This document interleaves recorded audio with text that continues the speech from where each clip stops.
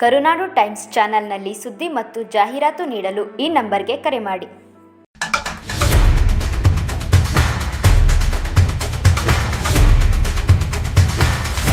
ನಾವು ಏನು ಈ ಜಾಗ ನಿಂತಿದ್ವಿ ಇದು ಎಲೆಕೆರೆ ರೈಲ್ವೆ ಮೇಲೆ ಸೇತುವೆ. ಈ ಒಂದು ರೈಲ್ವೆ ಮೇಲೆ ಸೇತುವೆಗೆ ನಾವು ಜಾತಕ ಪಕ್ಷಿಯಂತೆ ಸುಮಾರು ವರ್ಷಗಳಿಂದ ಕಾಯ್ತಾ ಕುಳಿತಿದ್ವಿ. ಇದು ಇವತ್ತು ಆಮೆಗತಿಯಲ್ಲಿ ಸಾಗಿ ಇವತ್ತು ಅತ್ಯುತ್ತಮವಾಗಿ ನಿರ್ಮಾಣಗೊಂಡು ಇವತ್ತು ಲೋಕಕ್ಕೆ ಸಮರ್ಪಣೆ ಆಗೋದಕ್ಕೆ ಸಿದ್ಧವಾಗಿದೆ. ಒಂದು ಮೂಲಗಳ ಪ್ರಕಾರ 26ನೇ ತಾರೀಕು ಓಪನಿಂಗ್ ಆಗುತ್ತೆ ಅಂತ ಅಂದ್ಬಿಟ್ಟು ಸುದ್ದಿ ಬಂದಿದೆ. ಈ ಒಂದು ಸೇತುವೆನ ನಾವು ಪಡೆದುಕೊಳ್ಳೋದಕ್ಕೆ ಸುಮಾರು ಹೋರಾಟಗಳು ಮತ್ತೆ ಎಲ್ಲರ ಜೊತೆನೂ ಸಂಪರ್ಕ ಮಾಡಿ ತುಂಬಾ ಕಷ್ಟನೇ ಪಟ್ಟಿದ್ದೀವಿ. ಇದ್ರ ಹೋರಾಟ ಸುಮಾರು 2010-12ನೇ ಇಸ್ವಿಯಿಂದ ಶುರುವಾಯಿತು.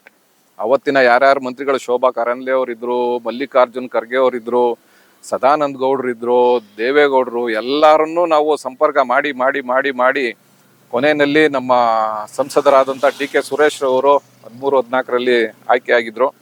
ಅವರು ನಮ್ಮ ಮನವಿಗೆ ಹೋಗೊಟ್ಟು ಬಂದು ಈ ಸ್ಥಳ ಎಲ್ಲನೂ ಪರಿಶೀಲನೆ ಮಾಡಿ ನಾವು ಅವತ್ತು ನಿಜ ಹೇಳಬೇಕು ಅಂತ ಹೇಳಿದ್ರೆ ಒಂದು ಅಂಡರ್ ಪಾಸ್ ಮಾಡಿಕೊಡಿ, ಸದ್ಯ 2 ವೀಲರ್ಗಳು ಕಾರ್ಗಳು ಹೋದ್ರೆ ಸಾಕು ಅನ್ನೋ ಒಂದು ಪರಿಸ್ಥಿತಿಯಲ್ಲಿ ಅಂಡರ್ ಪಾಸ್ನ ನಾವು ಮನವಿ ಮಾಡ್ತಾ ಇದ್ವಿ.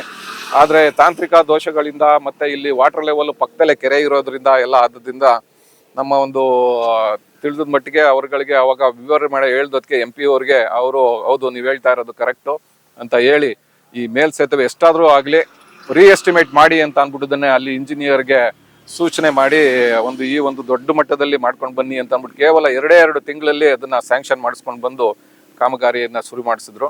ಅವ್ರಿಗೆ ನಾವು ನಮ್ಮ ಈ ಭಾಗದ ಜನತೆ ಎಲ್ಲ ತುಂಬ ಹೃದಯದ ಧನ್ಯವಾದಗಳನ್ನ ಅರ್ಪಿಸ್ತೀವಿ. ಅದೇ ರೀತಿ ಕಾಮಗಾರಿ ರೈಲ್ವೆ ಡಿಪಾರ್ಟ್ಮೆಂಟ್ ಅವ್ರ ಕಡೆಯಿಂದ ಏನೋ ಬೇಗನೆ ಆಯ್ತು. ಆ ನಂತರ ಈ ಭೂಮಿನ ಒತ್ತುವರಿ ಮಾಡ್ಕೊಂಡಿದ್ರಲ್ಲ ಅದನ್ನೆಲ್ಲಾನು ಬಿಡಿಸೋ ಒಂದು ಕಾರ್ಯಕ್ರಮ ಬಂತು. ಆ ಕಾರ್ಯಕ್ರಮದಲ್ಲಿ ತುಂಬಾ ಎಡತೊಡರುಗಳಾಗಿ ಇದು ನಿಧಾನ ಆಗೋದಕ್ಕೆ ಕಾರಣ ಆಯ್ತು. ಆ ಸಂದರ್ಭದಲ್ಲಿ ಮಾನ್ಯ ಅವತ್ತು ಮುಖ್ಯಮಂತ್ರಿಗಳಾಗಿದ್ದಂತಹ ಕುಮಾರಸ್ವಾಮಿ ಅವರು, ನಮ್ಮ ಶಾಸಕರಾದಂತಹ ಯೋಗೀಶ್ವರ್ ಅವರು ಎಲ್ಲರೂ ಕೂಡ ಸಹಾಯ ಮಾಡಿ ಕೊಡ್ಬೇಕಾದವ್ರಿಗೆಲ್ಲ ಸಮಾಧಾನ ಮಾಡಿ ಅವ್ರಿಗೆ ಹೆಚ್ಚಿನ ರೀತಿಯಲ್ಲಿ ಧನ ಸಹಾಯವನ್ನು ಮಾಡಿ ಈ ದಿವಸ ಈ ಒಂದು ಮಟ್ಟಕ್ಕೆ ನಿಂತಿದೆ. ಅದಕ್ಕೆ ನಾವು ನಮ್ಮೆಲ್ಲ ನಾಯಕರುಗಳಿಗೆ ಅವ್ರಿಗೆಲ್ಲ ತುಂಬ ಹೃದಯದ ಧನ್ಯವಾದಗಳನ್ನ, ಎಸ್ಪೆಷಲಿ ನಮ್ಮ ಎಲೆಕೆರೆ ಗ್ರಾಮ ತುಂಬಾನೇ ಹಿಂದುಳಿದ್ಬಿಟ್ಟು ಇದರಿಂದ. ಇವಾಗ ಇನ್ನೊಂದು ಏನು ಸಮಸ್ಯೆ ಅಂತ ಹೇಳಿದ್ರೆ, ಇಷ್ಟು ದೊಡ್ಡ ಮಟ್ಟದಲ್ಲಿ ಈ ಬ್ರಿಡ್ಜ್ ಮಾಡಿರೋದು ಮುಂದೆ ದಾರಿ ಇಲ್ಲ.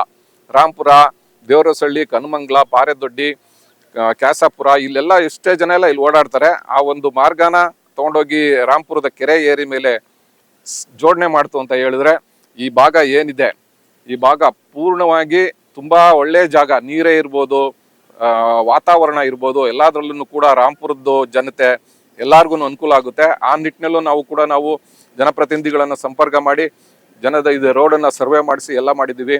ಆದಷ್ಟು ಬೇಗನೆ ಅದೊಂದು ಕಾರ್ಯವನ್ನು ಮಾಡಿ ಒಂದು 50 ಅಡಿ ರಸ್ತೆನ ರಾಂಪುರದ ಕೆರೆ ಏರಿ ಮೇಲೆ ಜಾಯಿನ್ ಮಾಡ್ತು ಅಂತ ಹೇಳಿದ್ರೆ ಈ ಸೇತುವೆ ಮಾಡಿದ್ದಕ್ಕೂ ಸಾರ್ಥಕ ಆಯ್ತದೆ. ಆ ಕಾರ್ಯ ಆದಷ್ಟು ಆಗ್ಲಿ.